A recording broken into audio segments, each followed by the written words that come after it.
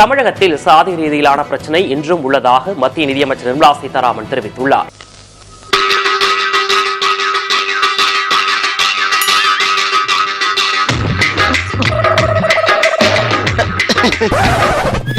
பஞ்சாயத்தடா முடிச்சு பாரு, நமக்காக அம்மட்டு பெண்ணும் பிள்ளை குட்டியோட வெயில்ல காத்து கிடக்குறாங்களே. ஜாதிவாரி கணக்கெடுப்பு நடத்தப்படும் மத்திய அரசு அறிவிச்சிருக்கீங்க. சோ திமுக கிடைத்த வெற்றி அப்படின்னு சொல்லிட்டு அவங்க கிளைம் பண்றாங்க. முதல்ல ஜாதிக்கு வெற்றி திமுக தேடுதா? மத்திய அரசு சென்சஸ்ல நாங்க கொண்டு வரோம்னு சொன்னோம். தப்பு ஒண்ணு இல்ல. குறுக்க இந்த கௌசிக் வந்தா செங்கோடா கயம்பு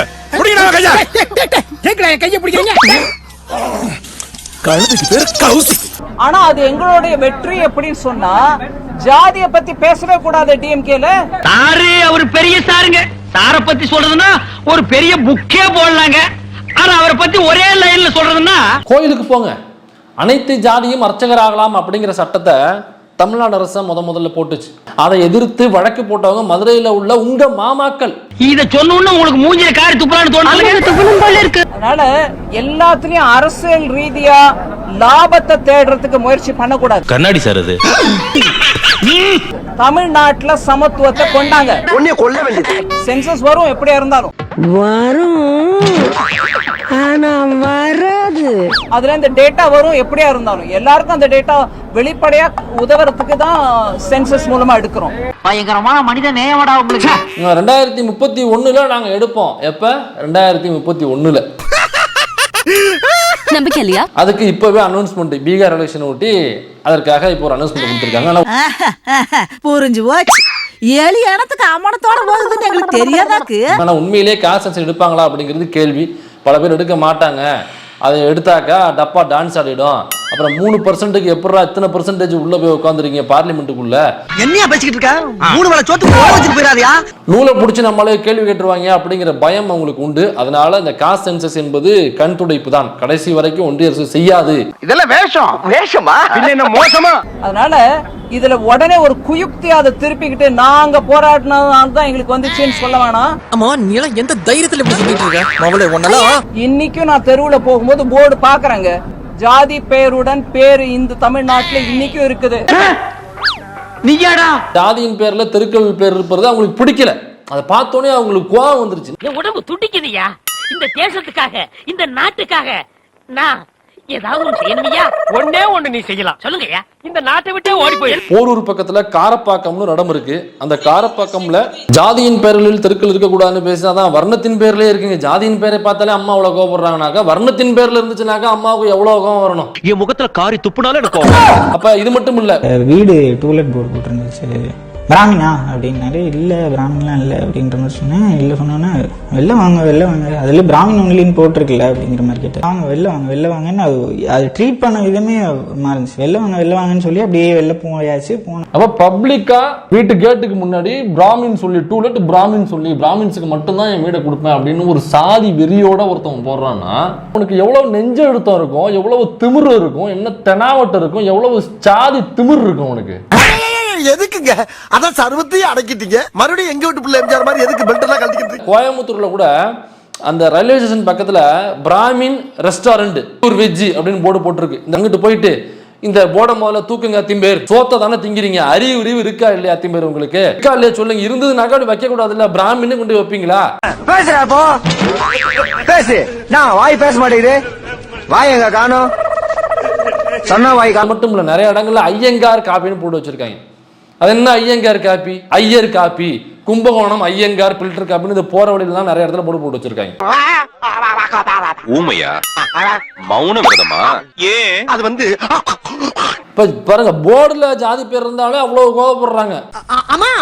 ஆமா, உங்க தலைவர் பேர் என்னமா? நரேந்திர தாமோதரதாஸ் மோடிங்களா? அந்த மோடிங்கிறது ஐயா படிச்சு வாங்கின பட்டங்களா? நீ கேட்ட ஒவ்வொரு கேள்வி என்ன செருப்பால் அடிச்ச மாதிரி இல்ல, உண்மையிலே செருப்பால தான் அடிச்சாங்க. அப்புறம் அந்த நம்பர் 2 இருக்காருங்களா, அவர் பேர் என்னங்கம்மா? அமித் ஷாங்களா? இது ஷாங்கிறது எதுவும் கேர்ள் யூனிவர்சிட்டியில படிச்சவங்க பட்டமாமா ஷாங்கிறது?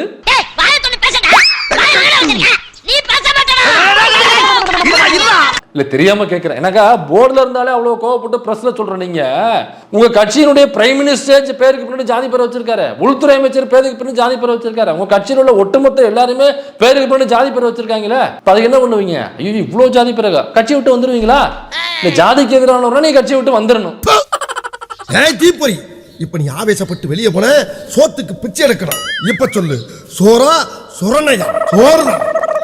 யூனியன் கவர்மெண்ட்ல எவ்வளவு பில்லு பாஸ் பண்றீங்கல்ல, சேட்டாப்லர் பில்லை போடுங்க. ஜாதியின் பேர்ல, வர்ணத்தின் பேர்ல தெருக்கள் பேரோ, நகர்கள் பேரோ, ஊர்கள் பேரோ, ஊராட்சி பேரோ, எந்த பேராக இருந்தாலும் ஜாதி வர்ணத்தின் பேர்ல இயங்கக்கூடாது.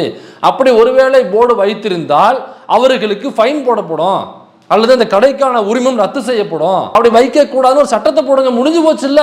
ஒரு கோடி கொடுத்தாரு அந்த காரியத்தை மட்டும் செய்ய மாட்டேன். ஜாதி விவகாரத்துல இன்னைக்கும் கழிவு, மனித கழிவை குடிநீர்ல சேர்க்கிறது இந்த தமிழ்நாட்டுல தான் நடந்திருக்கு.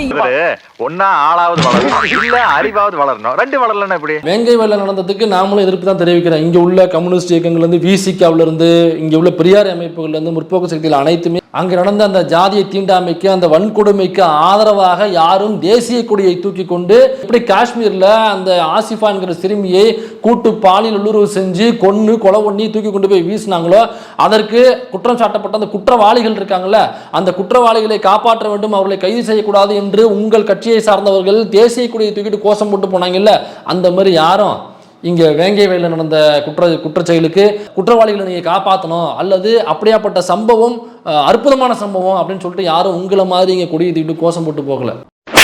பேசுறான் பேச்சு நல்லா புலி முட்டை ராமசாமி மாதிரி. கொஞ்சம் ஒரு விதமா நாங்க நல்லா முன்னேறிட்டு இருக்கோம், வடக்குல சில ஸ்டேட்ஸ் பாருங்க முன்னேறல அப்படின்னு சொல்றாங்களே, அந்த ஸ்டேட்ல கூட இந்த மாதிரி மனித கழிப்பை கொண்டு போய் தண்ணியில குடிக்கிற தண்ணியில சேர்க்கல. நீ எல்லாம் அட்வைஸ் பண்ற அளவுக்கு நான் ஆயிட்டேன் பாத்தியா, தான் மச்சான் என்னால தாங்க முடியல. அப்ப இந்தியா முழுக்க அன்டச்சபிலிட்டி அப்படிங்கிறது ஒருவேளை தமிழ்நாட்டில் தான் அதிகமாக இருக்குமோ? இன்னும் இல்லை, கூகுளில் போய்ட்டு டைப் பண்ணுங்க, அன்டச்சபிலிட்டி இந்தியாவுக்குள்ள எந்தெந்த ஸ்டேட்டில் அதிகமாக இருக்குன்னு தட்டிங்கனாக்கா முதல்ல வர்ற ஸ்டேட்மெண்ட் என்னன்னாக்கா உத்தரப்பிரதேசத்தில் தான் அன்டச்சபிலிட்டி இந்தியாவிலேயே அதிகமாக நடக்குது. தீண்டாமை அதிகமாக நடக்கும் மாநிலம் பிஜேபி ஆளுகிற உத்தரப்பிரதேசம். சுமார் 21.94% பேர் தீண்டாமையினால அங்க பாதிக்கப்படுகிறார்கள்.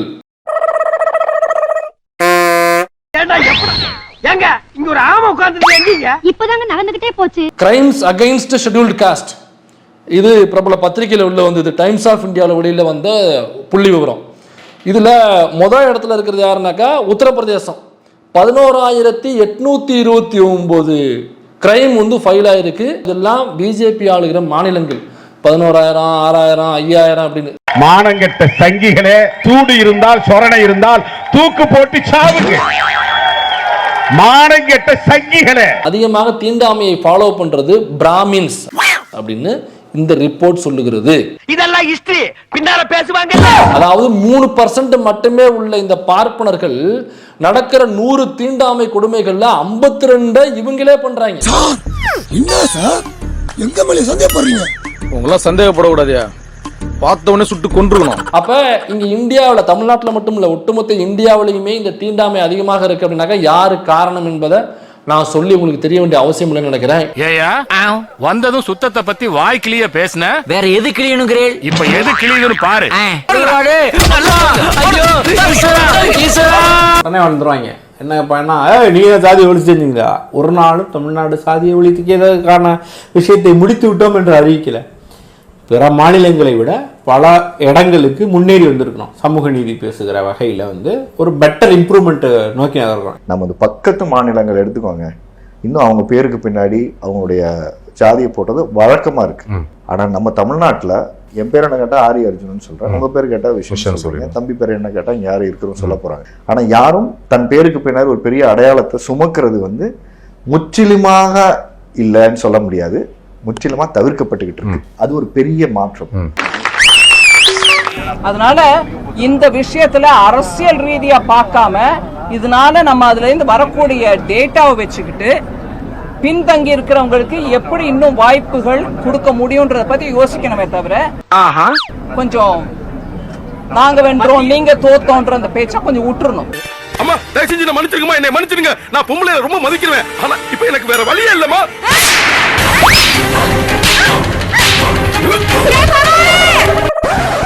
ஸ்டார்ட் பண்ணு.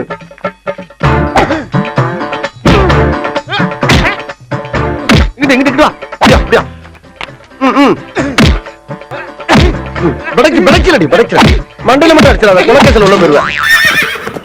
சரியா உங்க வீட்டு பிள்ளையா நினைச்சு எல்லாரும் என்னை மன்னிச்சிருக்க.